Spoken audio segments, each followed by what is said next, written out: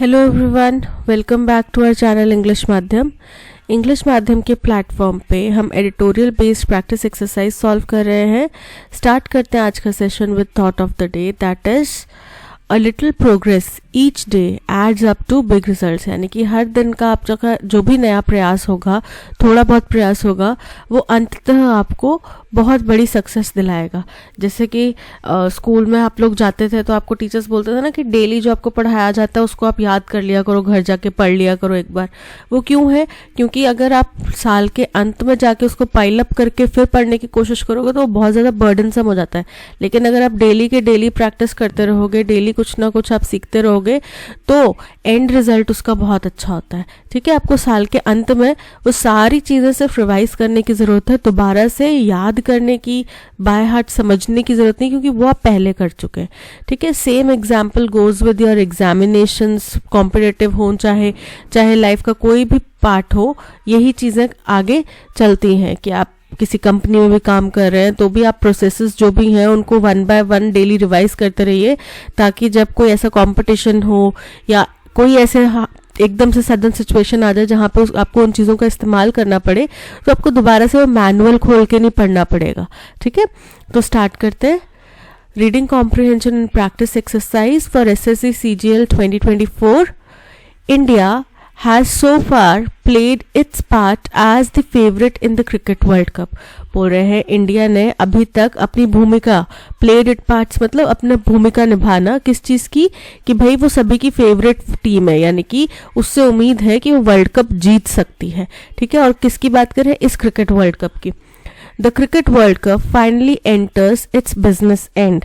Business and मतलब अब अपने अंत पर पहुंच चुका है। सेमीफाइनल्स की टीम 2 फाइनल हो चुकी हैं, है ना, 2 टीम्स और जानी है। Having crisscrossed India since the first match involving England and New Zealand at the Ahmedabad on October 5, जिसने कि आर पार की लड़ाइयाँ इंडिया के लिए हमेशा, मतलब जब से सीरीज स्टार्ट हुई है तब से इंडिया के लिए बहुत सारी ऐसी चुनौतियाँ आई हैं जो कि उनके लिए सिर्फ आर पार की लड़ाई बन के रह गई। जैसे कि शुरुआती जो मैच थे जिसमें इंग्लैंड शामिल था या फिर न्यूजीलैंड शामिल था अहमदाबाद में 5 अक्टूबर को। इन their backyard, Rohit Sharma's men have exuded a dominant aura। बोल रहे हैं कि अपने अपने डोमेन में रोहित शर्मा की जो टीम है उसने अपने अपने डोमेन में, उनके जो प्लेयर्स हैं उन सभी ने बहुत ही प्रभावशाली एक ऑरा यानी कि आभा बिखेरी है। एक्सक्यूडेड मतलब बिखेरना, डोमिनेंट मतलब प्रभावशाली, ऑरा मतलब आभा, यानी कि आपका जो प्रेजेंस है, एयर है, वाइब है, उसको बोला जाता है ऑरा। तो उन्होंने बहुत ही प्रभावशाली एक अपनी छवि प्रचारित करी है। ब्रशिंग असाइड ऑपोजिशन यूनिट्स, जिसने बाकी जो ऑपोजिशन के जो प्लेयर्स हैं उनको नजरअंदाज कर दिया। Be it the fancied ones और द इमर्जिंग आउटपुट्स, फिर वो ऑपोजिशन की यूनिट्स में चाहे बहुत ही फैंसीड वंस मतलब पसंदीदा, जो सपोज करो कि ऑस्ट्रेलिया का कोई प्लेयर है, ठीक है, उसको ऑस्ट्रेलियन क्रिकेट के जो फैंस हैं वो पसंद करते हैं, बट इंडियन टीम के जो प्लेयर्स हैं उनके सामने उनके फैंस भी, ऑस्ट्रेलियन टीम के जो फैंस हैं वो भी कई ऐसे होंगे जो इंडियन प्लेयर्स को पसंद कर रहे होंगे। इतनी उन्होंने अपनी अच्छी छवि बना ली है। 9 wins on the trot is a remarkable achievement। बोल रहे हैं 9 जीत, लगातार 9 जीत उन्होंने हासिल करी हैं, और ये बहुत ही उम्दा, बहुत ही रिमार्केबल, बहुत ही उल्लेखनीय एक अचीवमेंट है। The men in blue have battled with Ellen। बोल रहे हैं कि ये जो ब्लू टीम है, men in blue किसको बोला जाता है? इंडियन क्रिकेट टीम को बोला जाता है। क्यों? क्योंकि उनकी टीम की जर्सी ब्लू है, राइट। तो men in blue जो है, इन्होंने एलन यानी कि बड़े जोश के साथ में, एंथुजियाज्म के साथ में खेला। एंड बॉल्ड विद जेस्ट, और इन्होंने जो बॉलिंग की वो बहुत ही उत्साह के साथ की। They rode smooth in all their contests to top the league phase with 18 points। बोल रहे हैं इन्होंने बड़ा ही स्मूथ अपना गेम दिखाया है, जितने भी कंटेस्ट हुए हैं, जितने भी मैचेस हुए हैं, उनमें बड़ा ही स्मूथ उनने गेम दिखाया है, और इसी वजह से वो इस लीग में टॉप पे पहुंच चुके हैं 18 पॉइंट के साथ में। Having won the World Cup in 1983 and 2011। अब आपको पता है इंडिया ने 2 बार वर्ल्ड कप जीता है, 1983 में और 2011 में। India is eyeing a third tryst with glory. तो अब ये तीसरी मुलाकात उसके साथ में करना चाहते हैं, किसके साथ में? विक्ट्री के साथ में, ग्लोरी के साथ में, ये उम्दा अचीवमेंट के साथ में वो तीसरी मुलाकात करना चाहते हैं। New Zealand is the hurdle in the semifinal at Mumbai on Wednesday. अब अगला मुकाबला किसके साथ होगा? न्यूजीलैंड के साथ में, जो कि उनके रास्ते में एक रुकावट है। अब फाइनल्स तक पहुंचने की बस एक ही रुकावट है, सेमीफाइनल्स का मैच जीत गए तो मतलब फाइनल्स तक पहुंच गए। तो न्यूजीलैंड एक रुकावट है सेमीफाइनल्स में, जिसके साथ मुकाबला है मुंबई में वेडनेसडे को। During the 2019 edition in England, India wilted against New Zealand in the semi-final। अब बोल रहे हैं कि जब 2019 वाला वर्ल्ड कप हुआ था इंग्लैंड में, तब इंडिया wilted मतलब कमजोर पड़ गई थी न्यूजीलैंड के अगेंस्ट में। देखो पिछली बारी भी ये लोग सेमीफाइनल्स तक पहुंचे थे, बट फिर सेमीफाइनल्स में न्यूजीलैंड से हार गए थे। However, this time around, having defeated their doughty rivals at Dharamshala in the league stage, बोल रहे हैं लेकिन इस बार क्या हुआ है, इन्होंने न्यूजीलैंड को लीग स्टेज के मैचेस जब हुए थे धर्मशाला में तब हराया है। Indian cricketers believe that they can get past Kane Williamson's men. बोल रहे हैं उनको ऐसा लग रहा है कि वो हरा सकते हैं, इंडियन क्रिकेटर्स को ये लग रहा है कि वो केन विलियमसन हो सकता है उनके, मैं ज़्यादा क्रिकेट देखती नहीं हूँ, केन विलियमसन उनके हो सकता है कैप्टन हो, तो उनकी टीम को ये हरा सकते हैं। New Zealand qualified from a mid table clutter involving Pakistan and Afghanistan. और बोल रहे हैं कि न्यूजीलैंड ने क्या किया है, जो जैसे टेबल है उसके बीच का जो क्लटर है ना, बीच में जो टीम्स है उसके बीच में से उभर कर आई है, उसको क्वालिफाई कर आई है, जिसमें कि पाकिस्तान और अफगानिस्तान शामिल थे। And has a new generation star in prolific batter Rachin Ravindra. इनके पास में एक बहुत ही नई जनरेशन का बड़ा ही उम्दा एक प्लेयर है जिसका नाम है बैटर, मतलब बैट्समैन है वो, Rachin Ravindra. Always a team in which the whole is greater than the sum of the parts. बोल रहे हैं हमेशा ये एक ऐसी टीम रही है जिसमें ओवरऑल पूरी टीम जो है वो ज्यादा बड़ी रही है किसी एक प्लेयर के मुकाबले में या कुछ एक दो प्लेयर्स के मुकाबले में। पूरी टीम जो है वो इकट्ठे मिलके एक टीम के तरह तौर पे ज्यादा अच्छा परफॉर्म करती है। New Zealand can be a tricky opposition and India. बोल रहे हैं न्यूजीलैंड इंडिया के लिए थोड़ा एक पेचीदा ऑपोजिशन हो सकता है डिस्पाइट इट्स करंट फॉर्म। और इंडिया हालांकि उसकी करंट फॉर्म बहुत अच्छी है, is aware of the knockout stage pitfall. उसको पता है कि नॉकआउट स्टेज की क्या जोखिम है, क्या उसकी बीच में पेचीदगियां हैं, डेंजर्स हैं, उसके बारे में इंडिया पूरी जागरूक है। In the 2015 edition 2 India lost in the semifinal. 2015 में भी इंडिया सेमीफाइनल में हारी थी। Currently, Rohit's men are in such ominous form that even the absence of injured all-rounder Hardik Pandya has not affected their plans। बोल रहे इस वक्त तो रोहित की जो टीम है वो इस इन सच ओमिनस मतलब इतनी थ्रेटनिंग फॉर्म में है, इतनी खतरनाक फॉर्म में है कि हार्दिक पांड्या क्योंकि इंजर्ड है और वो ऑलराउंडर है और वो एब्सेंट है टीम से, फिर भी उनके प्लान्स कहीं पे भी लड़खड़ाते या कहीं पे भी विफल होते नहीं दिखाई दिए। Rohit, Virat Kohli, Shubman Gill, Shreyas Iyer and KL Rahul have prospered. बोल रहे हैं ये सभी प्लेयर्स क्या हैं, बड़े समृद्ध हुए हैं, फले फूले हैं, इन्होंने बहुत अच्छा खेल दिखाया है। While the bowling helmed by Jasprit Bumrah.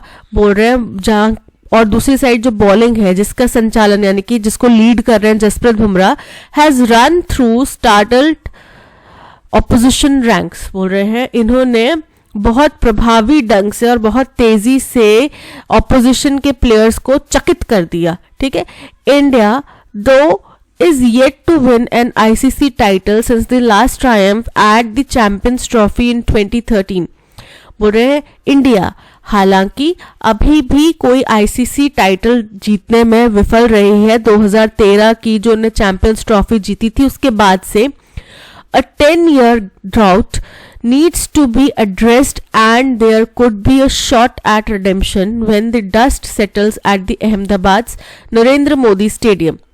बोल रहे हैं कि अब 2013 के बाद हम 2023 में हैं, 10 साल हो गए। तो बोल रहे ये तो 10 साल का सूखा रहा इंडिया में कि उन्होंने कोई भी आईसीसी टाइटल नहीं जीता, इसको अब हमें चेंज करने की जरूरत है, एड्रेस करने की जरूरत है, ठीक है। और अभी जो है हमारा एक मौका हो सकता है रिडेम्पशन का, यानी कि वापस कोई चीज वसूल करने का, किसी चीज से मुक्ति पाने का, ठीक है। किस चीज से, हम हो सकता है टाइटल हम वापस ले ले, तो हमारे पास मौका है, हमने वो वसूल लिया, 10 साल का जो गैप है, सूखा है, वो हमने हासिल कर लिया।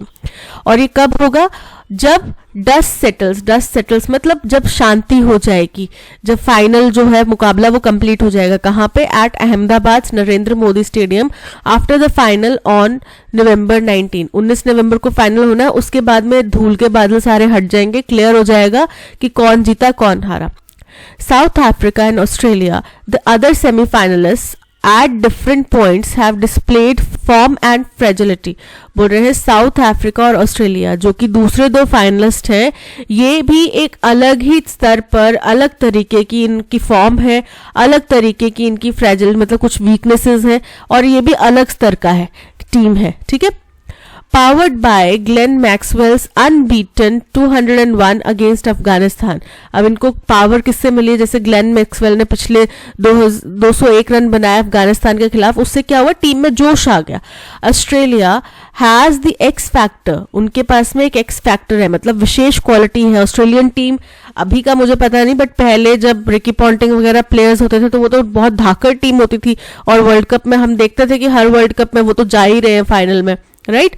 तो एक्स फैक्टर उनके पास में है, while south Africa has depth. लेकिन अगर हम साउथ अफ्रीका के पास की बात करें तो उनके पास में गेम का नॉलेज बहुत अच्छा है, उनके पास में जो है प्लेयर्स हैं उनको जानकारी बहुत अच्छी है गेम की।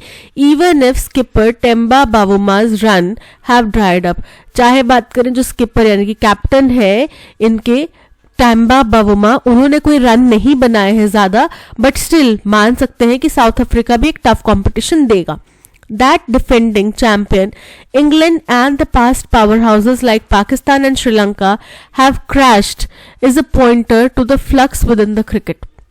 बोल रहे हैं, और ये भी तथ्य कि इंग्लैंड जो कि पिछली बार का डिफेंडिंग चैंपियन है, और जो पहले टॉप नॉच टीम्स थी, चाहे वो पाकिस्तान हो या श्रीलंका हो, ये सभी टीम्स जो है ढेर हो चुकी हैं, ठीक है।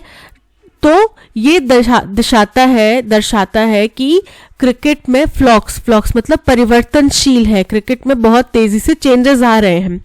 अफगानिस्तान तो टीम का नाम ही नहीं सुना था, अब देखो कितना अच्छा परफॉर्म कर रही है, प्लेयर्स उनके ऐसा टफ कंपटीशन दे रहे हैं। Even as the host flourished, the most heartening story of this World Cup is the growth revealed by a pugnacious Afghanistan। बोल रहे हैं, अब जैसे जैसे होस्ट यानी कि मेजबान जो है वो फ्लरिश कर रहा है, यानी कि फल फूल रहा है, जो सबसे ज्यादा प्रोत्साहक भरी जो कहानी है इस वर्ल्ड कप में वो किसकी है, जो पग्नेशियस यानी कि बड़ा ही अग्रेसिव तरीके से अफगानिस्तान ने अपनी ग्रोथ दर्शाई है। वो देखो, मैंने अभी बात करी कि अफगानिस्तान की टीम का हमने पहले कभी नाम भी नहीं सुना था, बट अब वो इतना अच्छा परफॉर्म कर रहे हैं, मतलब वर्ल्ड की टॉप टीम्स को वो टफ कंपटीशन दे रहे हैं। And to some extend the Netherlands, कि ये टीम नीदरलैंड्स की जो टीम है ये भी इन्होंने भी बहुत अच्छा परफॉर्म करा है, और यही बताता है कि भाई क्रिकेट चेंज हो रहा है। To widen its footprints, the willow game needs these teams to evolve। अब अगर हमें इस मैदान को और बड़ा करना है तो क्या करना होगा, ये जो गेम है, क्रिकेट का मैच है, इसमें इन टीम्स को और ज्यादा इवॉल्व करने की जरूरत है, ठीक है। ये था पैसेज। अब चलते हैं क्वेश्चन नंबर 1 की तरफ। क्वेश्चन नंबर 1 कह रहा है, based on the passage what can be inferred about India's performance and challenges in the cricket world cup।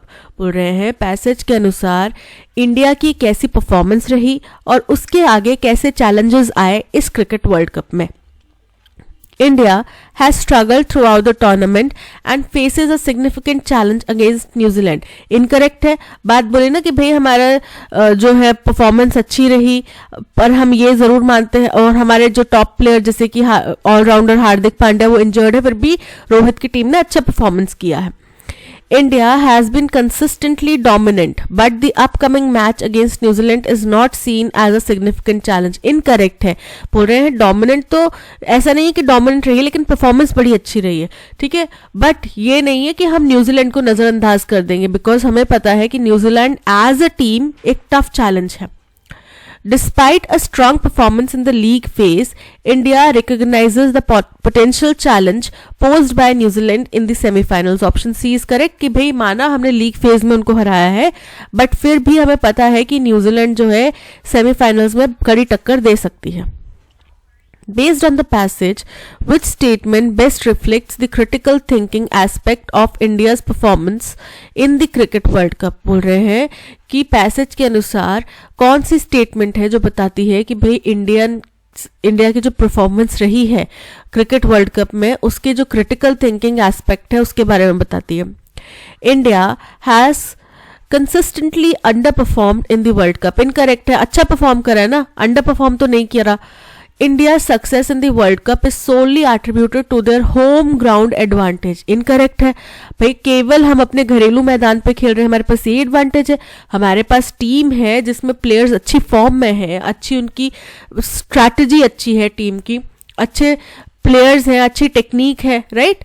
So, despite India's strong performance and winning streak, their past semi-final losses indicate a need for cautious optimism in the knockout stage. Option C is correct. माना अभी India की performance अच्छी है, critical thinking यही तो बता रही है ना कि भाई माना आपकी परफॉर्मेंस अच्छी है, बट आपको क्योंकि पहले भी आपकी परफॉर्मेंस अच्छी थी, पिछले दोनों बार जब आप सेमीफाइनल्स में बाहर हुए हैं तब भी आपकी परफॉर्मेंस अच्छी थी, बट आप सेमीफाइनल्स में आके बाहर हो गए थे वर्ल्ड कप की रेस से, राइट. तो आपको इसको हल्के में नहीं लेना चाहिए और अपनी अभी तक की विक्ट्री से ओवर कॉन्फिडेंट नहीं होना चाहिए.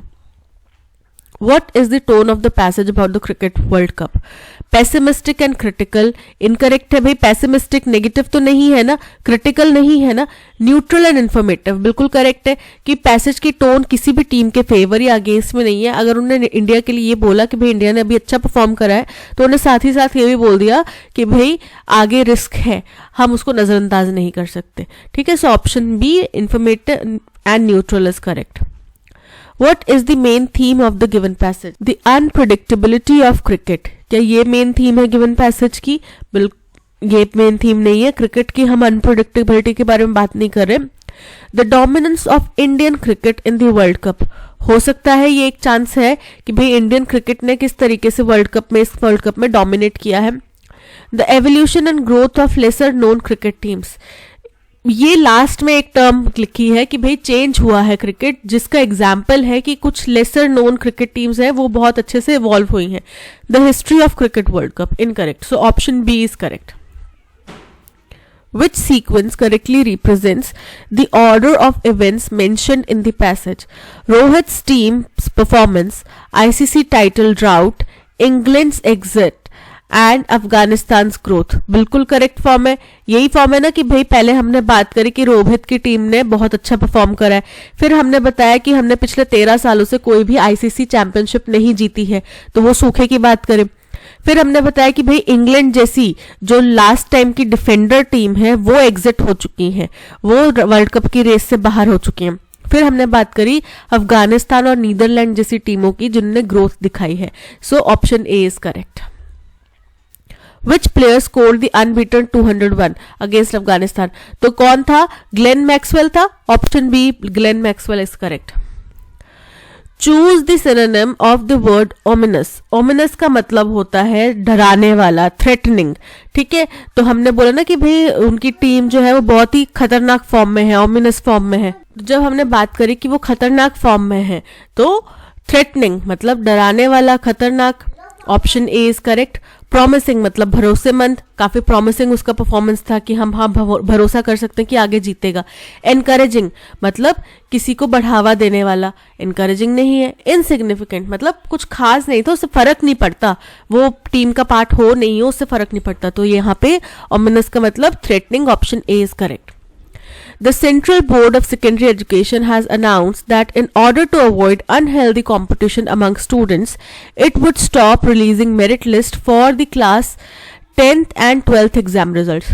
बोल रहे हैं सीबीएसई ने ये अनाउंस करा है कि बच्चों के बीच में अनहेल्दी कंपटीशन को बढ़ावा ना देने के एवज में उन्होंने क्या कहा कि भाई अब हम मेरिट लिस्ट नहीं रिलीज करेंगे क्लास 10th और 12th के एग्जाम रिजल्ट्स के लिए. The board has also decided to issue merit certificates to the top 0.1% of students. और इन्होंने ये भी कहा कि हम जो मेरिट सर्टिफिकेट्स है वो केवल टॉप 0.1% स्टूडेंट्स जो होंगे उनको देंगे and to stop classifying them in the first, second and third division. और अब बच्चों को first division, second division, third division में क्लासिफाई नहीं किया जाएगा. On the face of it and analyzed in isolation, the decision is progressive because the pressure. बोल रहे हैं कि अगर इन्होंने खुद से आइसोलेशन में बाकी सब चीज़ों को अलग थलग करके, दबाव को अलग थलग करके इन्होंने अगर इस डिसीजन को पूरी तरीके से एनालाइज किया है तो ऐसा लगता है कि डिसीजन जो है काफ़ी प्रोग्रेसिव है. क्योंकि प्रेशर सेल्फ इम्पोज्ड और एक्सट्रेनियस, चाहे प्रेशर खुद बच्चा पैदा कर ले कि यार मेरे को अच्छा परफॉर्म करना, या फिर बाहर से उसके ऊपर दबाव आए, पेरेंट्स बोले कि नहीं तुम्हें अच्छा परफॉर्म करना पड़ेगा, शर्मा जी के लड़के को देखो, राइट. तो चाहे प्रेशर किसी भी तरीके का हो, to score high in the CBSE exams causes great mental stress to students. कि भाई बच्चों को सीबीएसई एग्जाम में अच्छा रिजल्ट लेकर आना है, हाई स्कोर करना है, इसकी वजह से बच्चों को बहुत ज़्यादा मेंटल स्ट्रेस होता है. Many of whom are not equipped to deal with it. और जिसमें से कई सारे बच्चे ऐसे होते हैं जो इतने तैयार नहीं होते, इस तरीके से उनकी अपब्रिंगिंग नहीं होती या उनके आसपास का एनवायरनमेंट ऐसा नहीं होता कि वो इस चीज़ से डील कर पाए at that stage in their lifes. कम उम्र के 15, 16, 17, 18 ये एज के बच्चे होते हैं. तो ये लोग क्या इतने प्रिपेयर्ड हैं? आप खुद देखो, क्या वो लोग इतने प्रिपेयर्ड हैं? आप लोग जब थे आपको ये डर नहीं लगता था कि यार गलत हो गया, क्या करूंगा मैं, कहाँ जाऊंगा, कैसा सिलेबस, आगे मैं क्या करूंगा करियर में, पेरेंट्स को कितनी होप है, right. CBSE's decision would also allow class 12 students to prioritize the core subject they wish to pursue at the undergraduate level. बोल रहे हैं CBSE का ये जो फैसला है ये भी दर्शाता है कि ये भी बोलता है कि भाई क्लास 12 के स्टूडेंट्स जो हैं वो कोर सब्जेक्ट को, जिसको उन्हें आगे ग्रेजुएशन में पढ़ना है, उसको प्रायोरिटाइज कर सकते हैं instead of focusing on all subjects in order to attain a high aggregate score.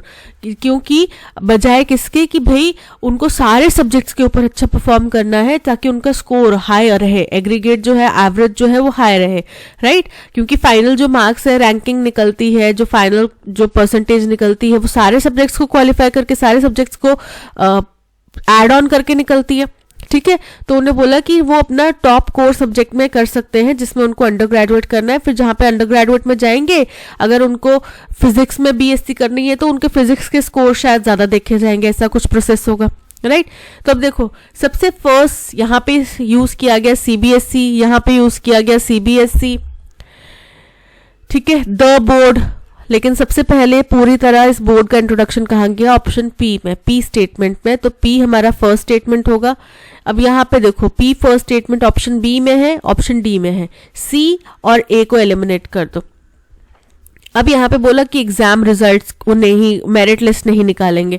उसी को कंटिन्यू करते हुए बोल रहे हैं कि इन्होंने ये भी डिसाइड करा कि वो मेरिट सर्टिफिकेट्स केवल 0.1% स्टूडेंट्स को ही देंगे और फर्स्ट, सेकंड, थर्ड कैटेगरी में नहीं क्लासीफाई करेंगे. तो ये हो गया सेकंड पार्ट. थर्ड पार्ट आता है जहाँ पे वो बोलते हैं कि भाई सीबीएसई ने चाहे डिसीजन कैसे भी लिया, बट इससे साफ जाहिर है कि वो डिसीजन काफ़ी प्रोग्रेसिव है. Third part. और फाइनल हमारा फोर्थ आता है एस पार्ट. तो PQRS जिस फॉर्म में लिखा है उसी फॉर्म में है. सो ऑप्शन बी में PS आ रहा है incorrect, PQRS option D is correct. The government arrested the opposition leader, making the situation worse. अब EDM, appropriate EDM हमें यहाँ पे फिट करना है. To cast pearls before swine, यानी कि भैंस के आगे बीन बजाना, ठीक है. अब एक पिग है, उसके आगे आप मोती, हीरे, जवाहरात रख देंगे, उसको क्या वैल्यू है उनकी? नहीं है ना. तो यहाँ पे मतलब भैंस के आगे बीन बजाने से कोई फायदा नहीं. To be on the last leg, be on the last leg मतलब लास्ट पल गिन रहा है, अंतिम क्षण गिन रहा है अपने जीवन के. To add fuel to fire, यानी कि आग में घी डालने का काम कर दिया. स्थिति पहले ही खराब थी, उसको और ज्यादा खराब कर दिया गया। So option C is correct. To bite the dust, bite the dust यानी कि दम तोड़ देना। सो यहाँ पे option C to add fuel to fire is correct. Compel, compel मतलब किसी को मजबूर करना, कुछ करने के लिए मजबूर करना। तो इसका सिनोनिम हमें बताना है अलाउ, अलाउ मतलब आज्ञा देना, अनुमति देना। स्टॉप मतलब रोकना। गिव मतलब देना। और ऑब्लिगेट मतलब बाध्य करना। तो आप किसी को कंपेल करें या आप किसी को ऑब्लिगेट करें, option D is correct. The chef prepares the food in the kitchen. तो अब इसको हमें पैसिव वॉइस में कन्वर्ट करना, तो क्या आ जाएगा, ऑब्जेक्ट क्या है यहाँ पे, द फूड, तो द फूड पहले आ जाएगा। प्रिपेयर्स, प्रिपेयर्स क्या है, हमारा वर्ब है और द शेफ हमारा सब्जेक्ट है। तो वर्ब पहले, फिर बीच में वर्ब और फिर subject. The food is prepared, prepares मतलब वो बनाता है, तो खाना किसके द्वारा बनाया जाता है, शेफ द्वारा। तो the food is prepared by the chef in the kitchen. The food will be prepared, incorrect है। The food prepares, खाना थोड़ी शेफ को प्रिपेयर करेगा, incorrect है। The food is preparing itself, no, the food is prepared by the chef in the kitchen. Option D is correct. Bharat is a skillful achiever, so he hits the nail on the leg. अगर hits the nail on the head एक idiom है जिसका मतलब होता है कि तीर एकदम निशाने पे लगाना। अब कोई व्यक्ति एकदम स्किलफुल है तो वही उसको तीर एकदम निशाने पे लगा सकता है ना। जो बो एंड एरो को जानता है, समझता है, खेलता है, वही तीर निशाने पे लगा सकता है। मैं और आप जाके तो नहीं लगा सकते ना पहली बार में तीर निशाने पे। सो hits the nail on the leg ने के बजाय क्या होगा, hit the nail on the head. Option A is correct. Although the new fashion trend was quite popular, some critics were quick to deride it as a passing fad. बोल रहे हैं कि हालांकि वो जो फैशन ट्रेंड था वो बहुत प्रसिद्ध था, पर फिर भी कुछ क्रिटिक्स ने उसकी डेरिड मतलब हंसी उड़ाना, ठीक है, तो उसकी हंसी उड़ाई कि ये पासिंग ट्रेंड है, ये थोड़े दिन में चला जाएगा। तो ऑप्शन ए है रिडिक्यूल, रिडिक्यूल मतलब हंसी उड़ाना, मजाक उड़ाना। हेल मतलब उसको स्तुति करना, प्रशंसा करना। डिटेस्ट मतलब उससे नफरत करना। अपलॉड मतलब उसकी प्रेज करना। सो यहाँ पे ऑप्शन ए सिनोनिम बताना, option A ridicule is correct. The golden era when their language, culture and arts flourished in the minds of the Tamils under the patronage of successive Pandian kings, the name Madurai evokes. बोल रहे golden era जो सुनहरा दौर था, जब when their language, जब उनकी language, उनका कल्चर, उनका आर्ट जो है वो बहुत ज्यादा प्रसिद्ध हो रहा था, फल फूल रहा था। In the minds of Tamil, Tamil के लोगों के दिमाग में। अंडर द पैट्रोनेज, किसके संरक्षण में, पैट्रोनेज मतलब संरक्षण, संरक्षण पांड्यन किंग के जो सक्सेसर्स थे उनके संरक्षण में। द नेम मदुराई इवोक्स, कि ये मदुराई का नाम जो है वो आगे आया, सामने आया, समझ में आया, ठीक है। सो फर्स्ट तो हमारा ऑप्शन होएगा एस कि द नेम मदुराई इवोक्स। अब कैसे इवोक हुआ, in the minds of Tamils, Tamil लोगों के दिमाग में आया वो, ठीक है। तमिल लोगों के गोल्डन एरा में, Tamils the golden era when their language, culture and art flourished under the patronage of successive Pandyan kings. ठीक है। सो अरेंजमेंट क्या बन रहा है, एस क्यू। अब एस से देखो सारे एस से ही है, एस के बाद में क्यू इसमें आ रहा है और इसमें आ रहा है, तो सी और ए एलिमिनेट कर दो, S Q P. S Q P third है और आर हमारा फोर्थ है, S Q P R. Option B is correct. A book where names and addresses of people living in an area is kept. एक ऐसी किताब जिसके अंदर लोगों के नाम, उनके एड्रेस, उनके फोन नंबर वगैरह रखे हो, तो उसको क्या बोला जाता है, डायरेक्टरी। अब फोन नंबर्स होंगे तो बोला जाएगा टेलीफोन डायरेक्टरी, और एड्रेस वगैरह होगा तो डायरेक्टरी। हेरा फेरी मूवी देखी है ना, वो डायरेक्टरी में देखकर ही नंबर निकालते हैं ना, फिर गलत नंबर लग जाता है। सो 66612 33312 ऐसा कुछ नंबर था। सो diary, encyclopedia, directory. Option C, directory is correct. Jasmita is one of the most dash persons I have ever met as she has many talents.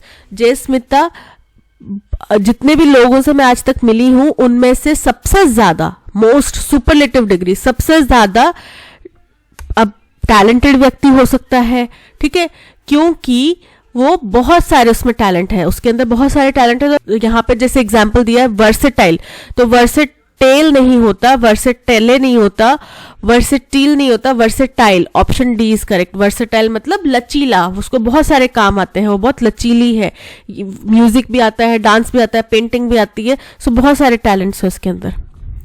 I have been in Chennai since a week, but I am planning to return now. अब a week एक time period है, ठीक है, time period है और period, और हम यहाँ पे जब सिंस का प्रयोग करते हैं तो वो किसी समय की शुरुआत, बिगिनिंग के लिए करते हैं, ठीक है, बिगिन जहां से टाइम हो रहा है उसके लिए करते हैं। जैसे कपूर एंड सन्स सिंस 1978, सो फलाना फलाना सिंस, और since the beginning of this session, तो सिंस यूज होता है किसी चीज की शुरुआत को मेंशन करने के लिए। अब यहाँ पे वो एक हफ्ते से है, तो क्या होगा, एक टाइम पीरियड की बात कर रहे हैं, सो फॉर अ वीक, ठीक है, option A is correct. A colossal amount of money has been wasted on construction of a new administrative building. Colossal मतलब बहुत भारी मात्रा में, बड़े पैमाने पे। अब colossal का synonym क्या होगा, huge। huge मतलब बड़ा, miniature मतलब छोटे छोटे जो सूक्ष्म miniature आर्ट होती है ना, कि चावल के ऊपर कुछ बना दिया, वो तो miniature। small अगेन छोटा, माइक्रो अगेन बहुत छोटा। सो यहाँ पे option a huge is correct, कि बहुत ज्यादा मनी वेस्ट हुआ नई एडमिनिस्ट्रेटिव बिल्डिंग को बनाने में। The new policy will supplant the old one and introduce stricter measures for workplace safety. बोल रहे हैं कि ये जो नई पॉलिसी है ये क्या करेगी, ये सुपरसीड करेगी, यानी कि किसी को रिप्लेस करेगी पुरानी पॉलिसी को, और नए स्ट्रिक्ट नियम यहाँ पे लागू किए जाएंगे जो कि ज्यादा स्ट्रिक्ट होंगे वर्कप्लेस सेफ्टी के लिए। ओवरराइड करना, किसी चीज के ऊपर दोबारा लिख देना, सुपरसीड मतलब उसको रिप्लेस करना। So option B supersede is correct. Succeed मतलब कोई पहले से था, उसके आगे जो उसका वंशज होगा या उसका आगे दावेदार होगा वो। प्रोसीड मतलब आगे बढ़ना। सो यहाँ पे option B supersede is correct. Penury, penury मतलब होता है दरिद्रता, गरीबी। सो एंटोनिम बताना है इमरजेंसी, इमरजेंसी मतलब एकदम आपातकाल। ऑपुलेंस, ऑपुलेंस मतलब होता है संपन्न। रिग्रेशन, रिग्रेशन मतलब होता है लेस डेवलप स्टेट में आ जाना, मतलब आप पहले अमीर थे अब उससे आप एकदम से नीचे थोड़ा सा मिडिल क्लास में आ गए, गिर गए अमीरी से गरीबी की तरफ। या फिर हो सकता है कि आप बहुत डेवलप्ड थे और फिर आप अंडर डेवलप्ड हो गए, कुछ ऐसा चीजें हुई। यूफेमिज्म, यूफेमिज्म मतलब कि जिसमें कि आप कोई भी एक्सप्रेशन है उसका डायरेक्ट आप हार्श वर्ड नहीं यूज करते। जैसे आप किसी को मोटा नहीं बोल रहे, आप ये नहीं बोलेंगे कि यार वो व्यक्ति बड़ा मोटा है, आप मुझे नहीं बोलेंगे कि मैम बहुत मोटे हैं, आप ये बोलेंगे हेल्दी हैं, ठीक है। तो मतलब हेल्दी आप बोल रहे हैं, आप इनडायरेक्टली बता रहे हैं कि मैं फिट नहीं हूं, मैं पतली नहीं हूं, लीन नहीं हूं, बट आप मुझे फैट बोल के डिग्रेड नहीं कर रहे, तो वो होता है यूफेमिज्म। सो यहाँ पे option B opulence is correct. Friendship is one of the most significant aspects dash human life. तो इंसानी जीवन का एक एस्पेक्ट है ना, so aspects of human life. It is a relationship based on mutual trust, respect and support. बोल रहे हैं ये एक रिश्ता है जो कि म्यूचुअल ट्रस्ट, दो लोगों के बीच का आपसी ट्रस्ट, रिस्पेक्ट और सपोर्ट के ऊपर बेस्ड होता है। True friendship is not just about spending time dash time together. हो सकता है कि सच्ची दोस्ती का मतलब ये नहीं कि आप कितना समय एक साथ बिता रहे हैं या कितनी देर फोन में बात कर रहे हैं या कितने हफ्ते में कितने टाइम आप एक दूसरे से गपशप मारते हैं, but also about sharing each others joys. लेकिन इसमें क्या शामिल होता है, एक दूसरे की खुशी में शामिल होना, उसके दुख में शामिल होना, उसके सपने साकार करने के लिए मदद करना, ये सब चीजें दोस्ती का मतलब है। Good friends are those who stand by us in both good times and bad times. अच्छे दोस्त वही होते हैं जो हमारे साथ में हमारे अच्छे बुरे वक्त में खड़े होते हैं। अच्छे दोस्त क्या, आपका कोई भी जानकार है वो अच्छा आपके लिए तभी है, आपका शुभ चिंतक तभी है जब आपके अच्छे बुरे वक्त में खड़ा है, वरना तो सब रिश्ते में बेमानी है। Providing emotional and moral support, आपको इमोशनल या मॉरल सपोर्ट दे, वो होती है ट्रू फ्रेंडशिप या ट्रू कोई भी relationship. Having good friends can have a positive impact on one's mental health and wellbeing. अगर आपके अच्छे दोस्त हैं, आपके पास अच्छे दोस्त हैं, क्वांटिटी नहीं है बट क्वालिटी है, तो इससे आपकी मेंटल हेल्थ के ऊपर भी एक पॉजिटिव इफेक्ट पड़ता है, आपकी सेहत के ऊपर भी एक पॉजिटिव इफेक्ट पड़ता है। Friends can be a source of happiness, laughter and comfort. आपके जो दोस्त हैं वो आपकी खुशियों का एक साधन हो सकते हैं, आपकी हंसी का एक साधन हो सकते हैं और आपके लिए एक कंफर्ट स्पेस प्रोवाइड कर सकते हैं। होता है ना कि हम अपने दोस्तों के साथ में खुल के बात कर सकते हैं, कोई ऐसी बात भी हो जो हम अपने पेरेंट्स के साथ ना कर पाए वो भी हम अपने दोस्त से शेयर कर देते हैं आराम से। सो वो एक कंफर्ट लेवल होता है। They can also provide different perspectives and ideas that can help us grow as a person, as a human being. बोल रहे हैं कि उनका अलग अलग ओपिनियन हो सकता है, अलग कुछ आइडिया हो सकता है, आपसे हटके कुछ उनका विचार हो सकता है, जिसके सहारे से, जिसकी मदद से आप लाइफ में और अच्छा ह्यूमन बीइंग और अच्छा इंसान बन सकें। Moreover, friends can serve as a support system during challenging times. और हमारे फ्रेंड्स जो है हमारी कठिन परिस्थितियों के समय में हमें सपोर्ट भी कर सकते हैं, offering words of encouragement and helping us navigate through difficult situations. अब जरूरी नहीं है कि आपका फ्रेंड आपके पास में रहता हो घर के और फिर आपके पास आए, आप उसके कंधे पे सर रख के रोने लगे तो ही आपका सपोर्ट है। आपका फ्रेंड आपसे मीलों दूर भी हो सकता है, बट एक वर्ड ऑफ कंफर्ट मिल जाए कि कोई बात नहीं, मैं तेरे साथ हूं, तू कर सकता है, मुझे तेरे ऊपर भरोसा है। दैट मीन्स कि वो एनकरेजमेंट के वर्ड्स हैं, वो आपको डिफिकल्ट सिचुएशन से निकलने में मदद कर सकते हैं। Dash building and maintaining friendship requires effort, patience and understanding. अब इस तरीके की फ्रेंडशिप अगर आपको बनानी है तो उसमें एफर्ट्स भी लगाने पड़ते हैं, पेशेंस भी चाहिए, अंडरस्टैंडिंग भी चाहिए। It is important to be there for each other. ये बहुत जरूरी है कि हम एक दूसरे का साथ दें, लिसन टू वन अनदर, एक दूसरे की बात सुने, and respect each others boundaries. और ये भी समझें कि कहाँ पे लिमिट ड्रॉ करनी है। अगर अगले व्यक्ति ने एक पर्टिकुलर जगह पे एक बाउंड्री डिसाइड करी है तो मेरा दायित्व बनता है मैं इस बाउंड्री को क्रॉस ना करूं।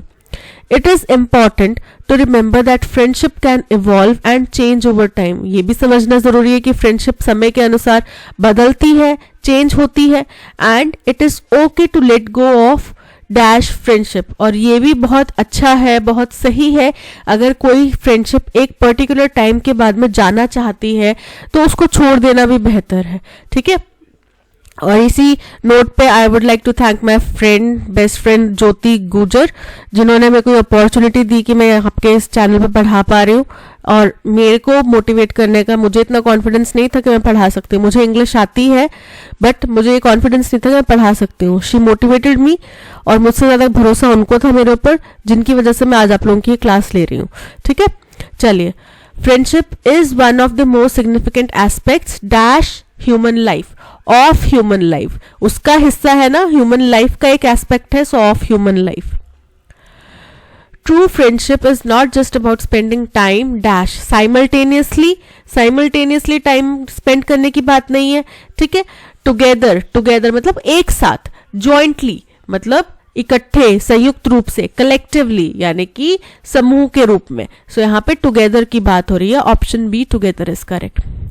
They can also provide different perspectives and ideas that can help us grow as houses, individuals, buildings या objects। तो individual किसी व्यक्ति के तौर पे हमें व्यक्तिगत तौर पे अलग से ग्रो करने में मदद कर सकते हैं। So option B individuals is correct। Dash building and maintaining friendships require effort, patience and understanding similarly। so option A, similarly मतलब इसी तरीके से। अब यहाँ पे पीछे कोई इसी तरीके की तो बात हुई नहीं, and मतलब पहले कोई बात कही होगी तो and आएगा, because क्योंकि, however बोल रहे हैं हालांकि, फ्रेंडशिप बनाने के लिए, इस तरीके की फ्रेंडशिप हासिल करने के लिए कुछ एफर्ट्स भी लगाने पड़ते हैं, पेशेंस रखना पड़ता है, अंडरस्टैंडिंग होनी चाहिए। So option D however is correct. It is important to remember that friendships can evolve and change over time, and it is okay to let go of toxic, unsafe, happy, safe. तो safe और happy है तो वो तो जाएगी ही नहीं, toxic या unsafe है तो वो जाना चाहेगी, टॉक्सिक फ्रेंडशिप को छोड़ देना ही बेटर है। Option A is correct. That's all, आज के सेशन में इतना ही। Thank you so much for watching. अगर कंटेंट पसंद आया है तो लाइक, शेयर और सब्सक्राइब जरूर कीजिएगा। पीडीएफ और ऑडियो एक्सप्लेनेशन आपको टेलीग्राम चैनल पे मिल जाएगा। पीडीएफ के अंदर आपको पूरा इसका आर्टिकल प्लस आपको वोकैब, ठीक है, एडिटोरियल प्लस वोकैब प्लस ये सारे के सारे क्वेश्चंस विद सॉल्यूशन आपको पीडीएफ फाइल के अंदर मिल जाते हैं, ठीक है। तो डाउनलोड करना बिल्कुल मत भूलिएगा। अगर अभी तक चैनल ज्वाइन नहीं किया है तो टेलीग्राम चैनल ज्वाइन करने का लिंक आपको डिस्क्रिप्शन बॉक्स में दे दिया गया है। इसके अलावा आप प्ले स्टोर से हमारी ऐप भी डाउनलोड कर सकते हैं, ठीक है। ऐप डाउनलोड करने का डायरेक्ट लिंक भी आपको डिस्क्रिप्शन बॉक्स में दे दिया गया है। इसके अलावा टेलीग्राम चैनल अगर आप ज्वाइन करते हैं तो आपका एक और फायदा ये है कि अभी हमने डिस्कस किया है केवल 1 एडिटोरियल, आपको 2 और एडिटोरियल का एक्सप्लेनेशन भी टेलीग्राम चैनल पे मिल जाता है, ठीक है। तो टेलीग्राम चैनल जरूर ज्वाइन कीजिएगा। मिलते हैं नेक्स्ट सेशन में। Till then keep learning and keep practising. और स्कोर बोर्ड में जरूर लिखना, नीचे कमेंट सेक्शन में अपना स्कोर जरूर लिखना, ठीक है। Bye bye.